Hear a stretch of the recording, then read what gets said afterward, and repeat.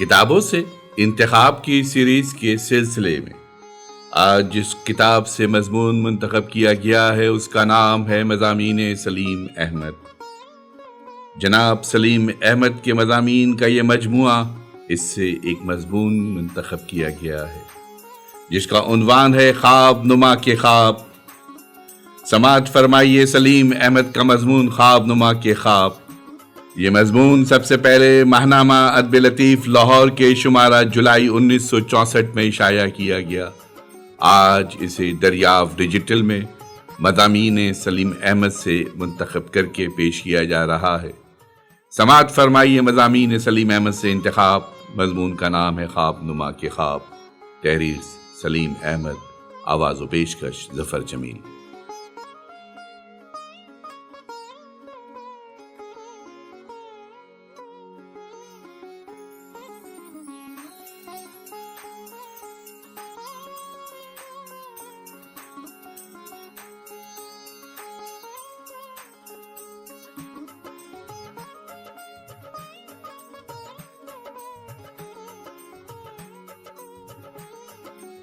خواب نما کے خواب، تحریر سلیم احمد۔ آنکھیں یہاں نہیں ہیں، ہاں آنکھیں یہاں نہیں ہیں، مرتے ہوئے ستاروں کی اس وادی میں، ٹی ایس ایلیٹ۔ قمر جمیل کو میں برسوں سے جانتا ہوں، لیکن خواب نما کی پشت پر ان کی جو تصویر چھپی ہے اسے دیکھ کر کچھ ایسا لگا جیسے میں نے اس سے پہلے قمر کو دیکھا ہی نہیں تھا۔ یہ تصویر اتنی بہت سی چیزوں کا مرکب ہے کہ اس کے بارے میں اپنے تاثر کا اظہار آسان نہیں معلوم ہوتا۔ بلند اور کھلی پیشانی کشادہ دلی اور بلند نظری کا پتہ دیتی ہے۔ ایسا آدمی زندگی میں ناکام نہیں ہو سکتا، لیکن یہ ادھوری بات ہے۔ زندگی میں تو وہ بھی کامیاب ہوتے ہیں جو زندگی سے بزدلانہ صلح کی ہمت رکھتے ہیں۔ قمر جمیل کی پیشانی کسی سے بزدلانہ صلح نہیں کر سکتی۔ اس کی کامیابی اس کے جوہر کا نتیجہ ہونا چاہیے، لیکن ایسی شاندار پیشانی کے نیچے بالکل مختلف آدمی کی آنکھیں نظر آتی ہیں۔ ان آنکھوں میں تحیر تو ہے، مگر تحیر کی کیفیت اتنی نمایاں نہیں جتنی بے بسی کی۔ یہ ایک ایسے آدمی کی آنکھیں ہیں جو اچانک خلاف توقع کسی ایسے منظر سے دوچار ہو گیا ہو جو اس کے شایان شان نہیں، یا کسی ایسی جگہ جا نکلا ہو جو اس کی روح کے لیے قابل تحقیر ہے، اور ساتھ ہی وہ یہ بھی جانتا ہو کہ اب اس سے مفر نہیں۔ تحیر یہ ہے کہ میں کہاں آ گیا، اور بے بسی یہ کہ اس سے نکلنے کی کوئی صورت نہیں۔ بے بسی تحیر پر غالب ہے۔ آنکھوں سے نیچے اتریے، ناک اور ہونٹوں کے درمیان کا حصہ مجموعی طور پر بپھرنے یا حملہ آور ہونے کی حالت کو ظاہر کرتا ہے۔ کچھ غراہٹ کی سی کیفیت ہے، مگر ساتھ ہی داہنی طرف ہونٹوں کا ہلکا سا خم ایک دبے ہوئے طنز کو ظاہر کر رہا ہے۔ ایک ایسے آدمی کا طنز جو اپنے سے کسی کم تر چیز سے شکست کھا گیا ہو۔ انسان شکست کھا سکتا ہے اور شکست کھا کر بھی سکون حاصل کر سکتا ہے، بشرطے کہ وہ اپنی روح کی گہرائیوں میں جان لے کہ اس کا حریف اس سے برتر تھا۔ مگر وہ آدمی جو اچھی طرح جانتا ہو کہ اسے کسی ایسی چیز نے شکست دی جو اس سے کم تر ہے، جو اسے شکست نہیں دے سکتی تھی، جسے ہارنا ہی چاہیے تھا، مگر کتنی تلخ ہے یہ حقیقت کہ وہ جیت گئی ہے اور وہ کچھ نہیں کر سکتا۔ اور یہ غصہ اور بے بسی دونوں مل کر اوپر کے ہونٹ کا ہلکا سا خم بن گئے ہیں، صرف ہلکا سا خم۔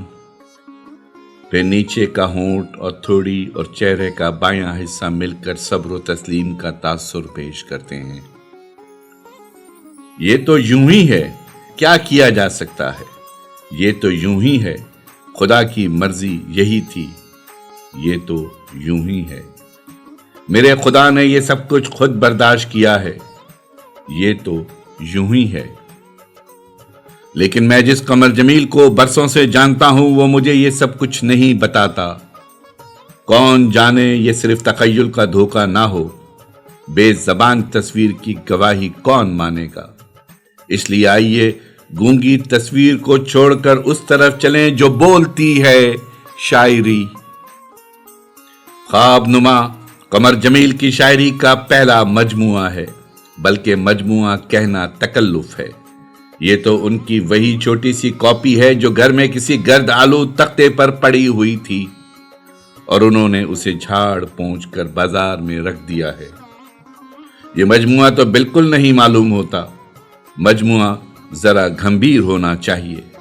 پھر یہ مجموعہ کیسا ہے جس میں نہ انتصاب ہے، نہ پیش لفظ، نہ حرف آخر. نظموں کی فہرست کا پتہ نہیں کیسے موجود ہے، لیکن نظموں کے سامنے یہ تک درج نہیں کہ کون سی نظم کس صفحے پر ہے. آپ کا جی چاہے تو صفحے پلٹتے جائیے، ایک کے بعد ایک نظم آتی چلی آئے گی، ورنہ یہ بھی نہیں، ویسے ہی دیکھ کر چھوڑ دیجئے.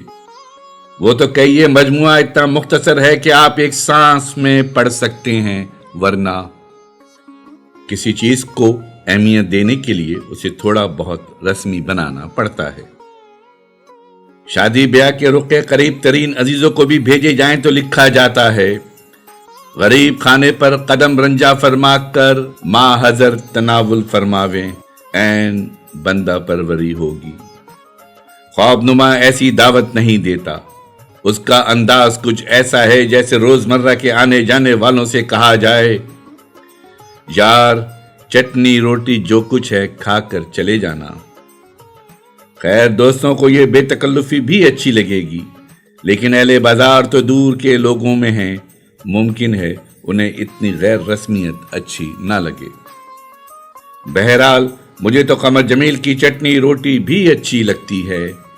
ممکن ہے اس کی وجہ یہ ہو کہ قمر جمیل چٹنی روٹی کہہ کر جو کچھ کھلاتے ہیں وہ دوسروں کے خوانے ضیافت کے برابر ہوتا ہے.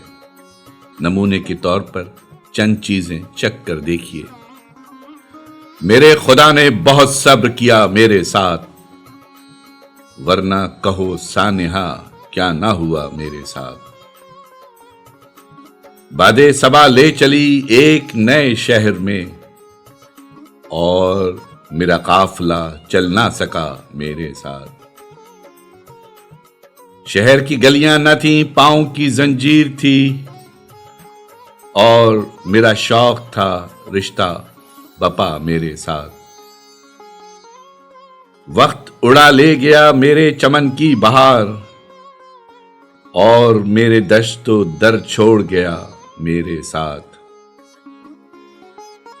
یہ ستاروں میں بھٹکتی ہوئی رات، ہم اسے اپنی تھکن جانتے ہیں. اپنی ناکامیوں پہ آخر کار مسکرانا تو اختیار میں ہے. یہ دشت میں گھومتا بگولا مجھ آبلا پاک کا خواب جیسے. کیسا عالم ہے کہ تنہائی بھی در و دیوار سے ٹکراتی ہے. آسماں جیسے تنہائی میں چھپ گیا، جیسے دنیا نظاروں سے گھبرا گئی. جیسے روتی ہوئی سو گئی بدلیاں، چاندنی جیسے شبنم سے کملا گئی. ڈالیاں جھک گئیں شام کے بوجھ سے، رات زنجیر پھولوں کو پہنا گئی. یہ کسی کی محبت کا انجام ہے یا طبیعت ہی جن سے کہ اکتا گئی.